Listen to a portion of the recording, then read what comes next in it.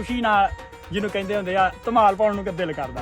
मैंने agree touch की gold man गाजर लगाई, का रिजल्ट मैंने देखा आम लोगों ने लगाई, उनका इनका तकरीबन आधे फुट का फर्क है अब तक। आज हम आपको बताएंगे कि गाजर के अंदर आप सबसे ज्यादा रेट कैसे ले सकते हैं। मेरे हाथ में माशाल्लाह से एग्रीटेक की गोल्ड माइन वैरायटी है।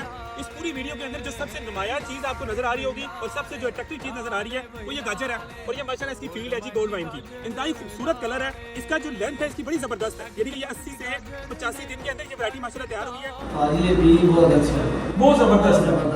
गोल्ड मैन भी गाजर चाहिए सोनी दबियां कोई मुकाबला नहीं ना, बहुत अच्छी है। ये ग्लॉस बहुत जबरदस्त माशाल्लाह, लाल है, फुल लाल है पाजी। ये रंग जल्दी फड़ती किन्ने किले ਤੇ ਲਾਈ ਸੀ ਕਿਦੋਂ ਬੀਜੀ ਸੀ ਇਹ 10 ਤੇ 8 ਤਿਆਰ ਕਿੰਨੇ ਅਰਸੇ ਚ ਹੋ ਗਈ ਹੈ ਦਿਨਾਂ ਨੂੰ ਤੇ ਇਹਦੀ ਰੰਗਤ ਕਿਹਦੀ ਲੱਗੀ ਤੁਹਾਨੂੰ? ਠੀਕ ਹੈ, ਇਹਦੀ ਸ਼ੇਪ ਠੀਕ ਹੈ, ਸਾਈਜ਼ ਠੀਕ ਹੈ, ਵਜ਼ਨ ਵਜਨ ਤੇ ਮਾਰਕੀਟ ਵਿੱਚ ਇਹਦੀ ਡਿਮਾਂਡ ਕਿਹਦੀ ਹੈ? ਠੀਕ ਹੈ, ਟਮਾਟਰ ਬਾਕੀ ਵੈਰਾਈਟੀਆਂ ਨਾਲੋਂ ਰੇਟ ਅੱਛਾ ਮਿਲ ਰਿਹਾ ਤੇ ਐਕੀ ਦੀ ਅਗਲੇ ਸਾਲ ਆਇੰਦਾ ਤੁਸੀਂ ਗੋਲਡਮੈਨ ਹੀ ਲਾਓਗੇ ਐਗਰੀਟੈਕ ਦੀ?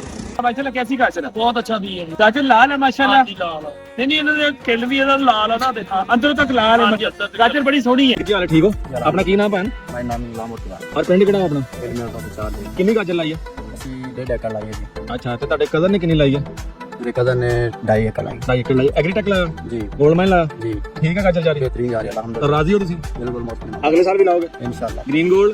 जिंदाबाद। ਇਹ ਆਪਣਾ ਕੀ ਨਾਮ ਹੈ? अब्दुल सईद ਕਿਹੜੀ ਗਾਜਰ ਲਾਈ ਹੈ? एग्रीटेक ਠੀਕ ਹੈ, अल्लाह का ਮੁਤਮਿਨ ਹੋ? बिल्कुल ਮਾਸ਼ਾਅੱਲਾ, ਅਗਲੇ ਸਾਲ ਵੀ ਲਾਓਗੇ इंशाल्लाह। ਗ੍ਰੀਨ ਗੋਲਡ ਜ਼ਿੰਦਾਬਾਦ। ਜੀ ਕੀ ਹਾਲ ਹੈ? ਠੀਕ ਹੋ? ਆਪਣਾ ਕੀ ਨਾਮ ਹੈ? मैं मर गया ਕਦੋਂ ਕਿੰਨੇ ਸਾਲਾਂ ਤੋਂ ਗਾਜਰ ਲਾ ਰਹੇ ਹੋ? ये कोई 20 साल ਗ੍ਰੀਨ ਗੋਲਡ ਕੋ ਲੈ ਕੇ ਲਾ ਰਹੇ ਹੋ? जी ਇਤਮਾਦ ਹੈ ਗ੍ਰੀਨ ਗੋਲਡ ਦਾ? हाँ जी।